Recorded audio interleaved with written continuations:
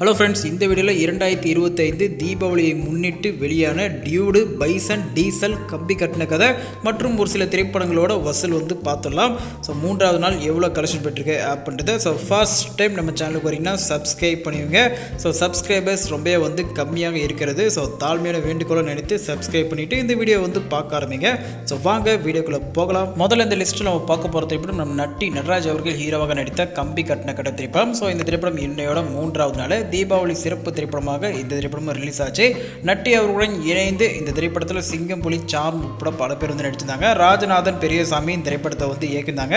So இப்பேற்பட்ட ஒரு திரைப்படம் ரிலீஸ் ஆகியிருக்கு. யூத்ஃபுல் தீபாவளி, யூத்ஃபுல் ஹீரோ கூட இந்த திரைப்படம் போட்டி போட்டு ரிலீஸ் ஆகிருக்கு. பாக்ஸ் ஆஃபீஸ் கலெக்ஷனில் எதிர்பார்த்த கலெக்ஷன்லாம் கிடையாது. ஃபர்ஸ்ட் ஆஃப் ஆல் இந்தமாரி திரைப்படத்தை யாருமே பேசாமே இருக்காங்க. ஸோ அதுவே கவலையாக இருக்கின்றது.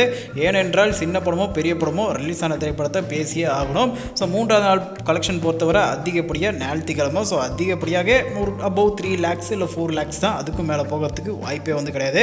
வேர்ல்டு வைடு 15 லட்சத்துக்கிட்ட, அதாவது முன்னாடி 15 லட்சத்துக்கு மேலே அப்படின்னு சொல்லியிருந்தேன். இப்போ சொல்கிறேன் 15 லட்சத்துக்கு உள்ளதாக இந்த திரைப்படம் கலெக்ஷன் போயிட்டுருக்கு.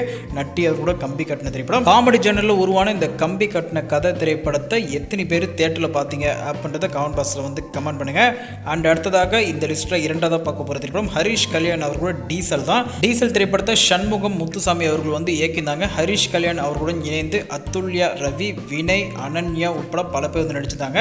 ஸோ நிறையா சப்போர்ட்டிங் நடிச்சிருக்காங்க. நிறைய வாட்டி சொல்லியாச்சு கேஸ்ட் அண்ட் க்ரூஸை. ஸோ இந்த திரைப்படம் பொறுத்தவரை மூன்றாவது நாள் ஒரு ஆவரேஜான ஒரு சுமாரான ஒரு கலெக்ஷன் தான் பெற்றிருக்கு. ஸோ டோட்டலாக வேர்ல்டு வைடு 80 லட்சத்தில் கலெக்ஷன் பெற்றிருக்கு. அபவ் 80 lakhsக்கு மேலும் கூட கண்டிப்பாக சொல்லலாம். ஸோ இந்த திரைப்படம் தமிழ்நாடு பொறுத்தவரை ஒரு 50 லட்சத்துக்கு மேலே கலெக்ஷன் பெற்றிருக்கு மூன்றாவது நாள் ஞாயிற்றுக்கிழமை. ஸோ இந்த திரைப்படத்தோட டோட்டல் 3 நாள் கலெக்ஷன் ஒரு 2 கோடிகிட்ட கலெக்ஷன் போயிட்டுருக்கு. ஸோ முன்னாடியே நான் சொல்லியிருந்தேன் 2 கோடிக்கு மேலே அப்படின்ட்டு. பட் இப்போ கொஞ்சம் ட்ராக்கர்ஸ் ரிப்போர்ட் படி தெரிஞ்ச வரைக்கும் இந்த திரைப்படம் 2 கோடிக்குள்ளே கலெக்ஷன் பெற்றிருக்கு அப்படின்னு நிறைய பேர் சொல்கிறாங்க. எனவே ஹரிஷ் கல்யாண் அவர்கள் ப்ரீவியஸாக பார்க்கிங், அதேமாரி லப்பர் பந்து அப்படின்னு ஒரு மிகப்பெரிய ஒரு பிளாக் பஸ்டர் ஹிட்ஸ்லாம் கொடுத்த ஹரிஷ் கல்யாண் அவர்கள் டீசல் திரைப்படம் மூலிமா ஒரு பிலோ ஆவரேஜ் பாக்ஸ் ஆஃபீஸை கொடுத்துருக்காரு. அதாவது ஒரு தீபாவளி திரைப்படம், ஒரு நல்ல ஒரு யூத்ஃபுல் தீபாவளியில் இவரும் ஒரு நல்ல ஒரு பாப்புலர் ஹீரோ தான். ஸோ இப்படிப்பட்ட ஒரு திரைப்படம் ஒரு நல்ல ஒரு ரிப்போர்ட் ஒரு சில இடங்களில் கிடச்சிருக்கு, ஒரு சில இடங்களில் கலவையான விமர்சனம் கூட கிடச்சிருக்கு. பட் இருந்தாலும் பாக்ஸ் ஆஃபீஸ் கலெக்ஷனில் இந்த அளவுக்கு ஒரு பிலோ ஆவரேஜ் கலெக்ஷன் பெறும் அப்படின்ட்டு கண்டிப்பாக யாரும் எதிர்பார்த்துருக்கவே மாட்டாங்க. ஸோ ஹரிஷ் கல்யாண் அவர்களுக்கும் ஒரு செட் ஆஃப் ஆடியன்ஸு, ஒரு நல்ல ஃபேன் பேஸ்லாம் இருக்குது. ஒரு ஃப்யூச்சரில் ஒரு டாப் கிளாஸில் போக போகிற ஹீரோக்களில் இவரும் ஒரு நல்ல ஒரு முன்னணி ஹீரோ வலம் இருந்தவர் தான். பட் இப்பேற்பட்ட திரைப்படங்கள் இந்தமாரி திரைப்படங்கள் கொடுத்தாருன்னா, ஸோ பாக்ஸ் ஆஃபீஸ் சொல்கிறேன் கண்டிப்பாக ஒரு டாப் கிளாஸ் ஹீரோவாக ஃபியூச்சரில் போகிறதுக்கு வாய்ப்பு இல்லை. வெயிட் பண்ணி பார்க்கலாம். ஹரிஷ் கல்யாண் அவர்கள் இந்த டீசல் திரைப்படம் அப்கம் டேஸில் எப்படி போகுது அப்படின்ட்டு. அண்ட் மூன்றாவதாக பார்க்க போகிற திரைப்படம் மாரி செல்வராஜ் அவர்கள் டைரக்ஷனில் bison Kaalamaadan. So bison Kaalamaadan திரைப்படம் அக்டோபர் 17 தினத்தன்று இந்த திரைப்படம் ஒரு மிகப்பெரிய ஒரு எதிர்பார்ப்பு ரிலீஸ் ஆச்சு அப்படின்னு கண்டிப்பாக சொல்லலாம். மனதி கணேசன் அவர்களோட வாழ்க்கை வரலாறு, ஸோ அதை கொஞ்சம் பேஸ் பண்ணி தான் இந்த திரைப்படத்தை டைரக்டர் மாரி செல்வராஜ் அவர்கள் இயக்கியிருக்காரு. ஸோ இந்த திரைப்படத்துக்கு நம்ம விவேக் பிரசன்னா அவர்கள் இசையமைப்பாளர், நம்ம துரு விக்ரம் அவர்களுடன் இணைந்து பசுபதி, லாலு, முக்கியமாக அமீர் உட்பட பல பேர் நடிச்சிருக்காங்க ஒரு நல்ல ஒரு ரோலில். பைசன் திரைப்படம் பொறுத்தவரை ரிப்போர்ட் வைஸும் ரொம்ப எக்ஸலண்டாக நிறைய பேர் சொல்லியிருக்காங்க. ரிவ்யூஸ் வைஸும் நல்லா இருக்குன்னு சொல்லியிருக்காங்க. அதேமாரி பப்ளிக் ரிவ்யூ நிறைய பேர் மக்கள் அதிகமாக சூப்பராக இருக்குது படம் அப்படின்னு சொல்லியிருக்காங்க. அதேமாரி இந்த திரைப்படத்தில் துரு விக்ரம் அவர்களுக்கு பக்கபலமாக பசுபதி, அமீர், லாலு அப்படின்னு பல பேர் நடித்தும் பாக்ஸ் ஆஃபீஸில் என்ன கேட்டால் இந்நேரத்துக்கு ஒரு 15 ஒரு 20 கோடி கலெக்ஷன் பெற்றுக்கணும். ஸோ மூன்றாவது நாள் கலெக்ஷன் பொறுத்தவரை தமிழ்நாடு பொறுத்தவரை 4.25 கோடிக்கிட்ட கலெக்ஷன் பெற்றிருக்கு. 4.25 crore மேலே டோட்டலாக 5 கோடிக்கிட்ட கலெக்ஷன் பெற்றிருக்கு மூன்றாவது நாள். அதே போல் மொத்தமாக 3 நாட்கள் முடிவில் டோட்டலாக பைசன் திரைப்படம் 15 கோடிக்கிட்ட கலெக்ஷன் பெற்றிருக்கு. ஸோ அபவ் 15 crore மேலேன்னு கூட கண்டிப்பாக சொல்லலாம். ஸோ என்ன கேட்டிங்கன்னா நம்ம மாரி செல்வராஜ் அவர்கள் ப்ரீவியஸ் ஃபிலிமு வாழை ஸோ எப்படி சொல்கிறது, ஒரு மீடியம் பட்ஜெட்டில் உருவான அந்த வாழை திரைப்படமே 40 கோடிக்கு மேலே கலெக்ஷன் பண்ணிருக்கு. ஸோ இந்நேரத்துக்கு இந்த 3 நாட்கள் முடிவில் பைசன் ஒரு 20 25 கோடிக்கிட்ட கண்டிப்பாக கலெக்ஷன் பெற்றுக்கணும். ஸோ நான் ஹீரோவுக்காக சொல்லலை, மாரி செல்வராஜ் அவர்கள் படைப்பினாலே ஒரு நிறைய ஒரு எதிர்பார்ப்பு மக்கள் மத்தியில் இருக்கும். இன்னும் ஒரு படி மேலே சொல்லணும்னா மாரி செல்வராஜ் அவர்களுக்கு வெறி கொண்ட ரசிகர்களே இருக்காங்க.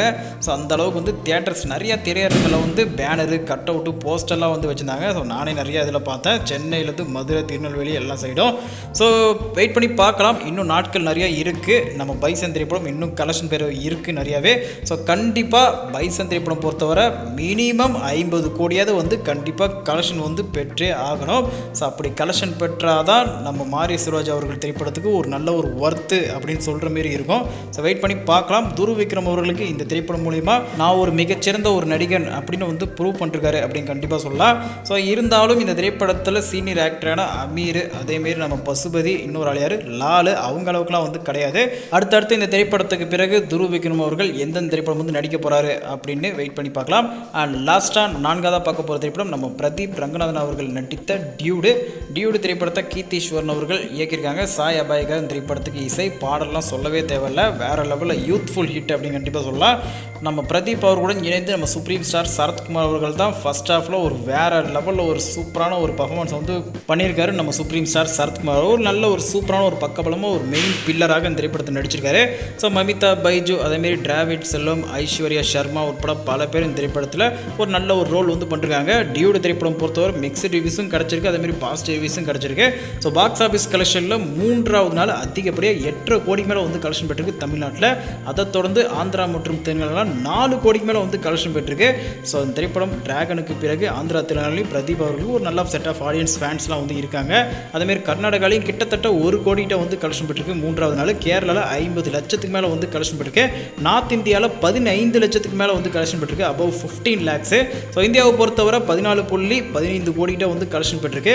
ஸோ உண்மையிலே வேறு லெவலு. அதேமாரி ஓவர்சீஸ் வெளிநாடு பொறுத்தவரை 6 கோடிக்கு மேலே வந்து கலெக்ஷன் பெற்றிருக்கு, அபவ் 6 crore மேலே. டோட்டலாக 3ஆவது நாள் 20 கோடி மேலே வந்து கலெக்ஷன் பெற்றிருக்கு. உண்மையிலே ஒரு வேறு லெவலு. ஃபர்ஸ்ட் டே கலெக்ஷன் 22 கோடி, அதேமாரி 2ஆவது நாள் கலெக்ஷனும் ஃபர்ஸ்ட் டே கலெக்ஷன் சேர்த்து 45 கோடிக்கிட்ட கலெக்ஷன் பெற்றிருக்கு அப்படின்னு அஃபிஷியலாக வந்து சொல்லிட்டாங்க. ஸோ இன்றைக்கி 20 கோடினா அப்போ 3 நாட்கள் முடியல 65 கோடிக்கிட்ட வந்து கலெக்ஷன் பெற்றிருக்கு. ஸோ உண்மையிலே இந்த திரைப்படம் அப்படின்னு கேட்டிங்கன்னா இந்த படத்தோட ப்ரொடக்ஷன் காஸ்ட்டு போட்ட காசை வந்து எடுத்துட்டாங்க அப்படின்னு கண்டிப்பாக சொல்லலாம். ஸோ இந்த திரைப்படம் இப்பயே வந்து ஒரு சூப்பர் ஹிட் மூவி, ஒரு பிரேக் ஈவன் பண்ண மாரி தான். ஸோ மேலும் இந்த திரைப்படம் நம்ம முன்னாடியே வந்து நிறைய முறை சொல்லியிருக்கேன். லவ் டுடே ஒரு 100 கோடி, டிராகன் 150 கோடி, டியூடு 200 கோடி அடிச்சிருமா அப்படின்ட்டு. 200 கோடி அடிச்சதுன்னா உண்மையிலே பிரதீப் ரங்கநாதர்களை கையிலே வந்து பிடிக்க முடியாது. ஸோ இப்போதைக்கு தீபாவளி வின்னர் பாக்ஸ் ஆஃபீஸில் அப்படின்னா கண்டிப்பாக சொல்லலாம் ஃபஸ்ட்டு டியூடு திரைப்படம் தான். அதன் பிறகு பைசன், அதுக்கு பிறகு சொல்கிற அளவுக்கு இல்லை. ஸோ இதை தொடர்ந்து தீபாவளியை முன்னிட்டு இன்னும் 2 சின்ன திரைப்படங்கள், அதில் ஒன்று பூகம்பம், இன்னொன்று தி இன்வெஸ்டிகேஷன். ஸோ இந்த திரைப்படங்களும் வந்து போஸ்டர்ஸ்லாம் வந்து சொல்லியிருக்காங்க 2ஆவது நாள் வெற்றி நடை போடுகிறது, 3ஆவது நாள் வெற்றி நடை போடுகிறது. பட் பாக்ஸ் ஆஃபீஸில் வந்து கிடையாது, போஸ்டரில் வேணால் சொல்லிக்கலாம். இந்த திரைப்படங்கள்லாம் பொறுத்தவரை 3ஆவது நாள்லாம் வந்து ஸோ ஒரு 20,000, 10,000, 15,000 அவ்வளோதான். வேர்ல்டு வைடே வந்து ஒரு 50,000 கூட தாண்டிருக்காது இந்த 2 திரைப்படங்களும். ஸோ இதெல்லாம் வந்து ஒரு சிறிய பட்ஜெட் மூவி தான். பட் இருந்தாலும் இந்தமாரி படங்களும் வந்து ரிலீஸ் ஆயிருக்கு அப்படின்னு சொல்லணுக்காக வந்து ஜஸ்ட் சொல்லியிருக்கேன். அதே போல் 1000 தான் இது தீபாவளி முன்னிட்டு படங்கள் வெளியானாலும் காந்தாரா திரைப்படம் நம்ம தமிழ்நாடு பொறுத்தவரை சக்கப்போடு போட்டுட்டு இருக்கு.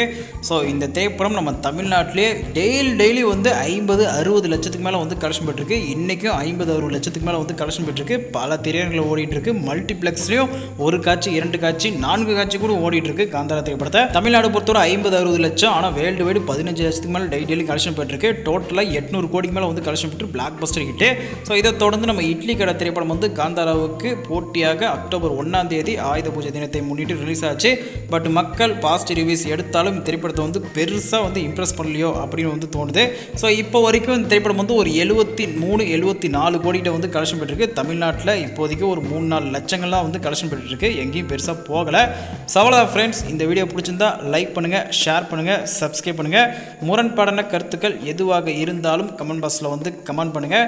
ஸோ உங்களில் தீபாவளிக்கு எத்தனை பேர் வந்து எந்தெந்த திரைப்படம் வந்து பார்த்துருக்கீங்க அப்படின்றத வந்து கமெண்ட் பாக்ஸில் கமெண்ட் பண்ணுங்கள். உங்களுக்கு பிடித்த திரைப்படம் என்ன அப்படின்றது வந்து சொல்லுங்கள். அனைவருக்கும் அட்வான்ஸ் தீபாவளி வாழ்த்துக்கள். ஸோ இது வரைக்கும் நம்ம சேனலுக்கு சப்ஸ்கிரைப் பண்ணி சப்போர்ட் பண்ண நல் உள்ளங்கள் அனைவருக்கும் நன்றி. தேங்க்ஸ் ஃபார் வாட்சிங்.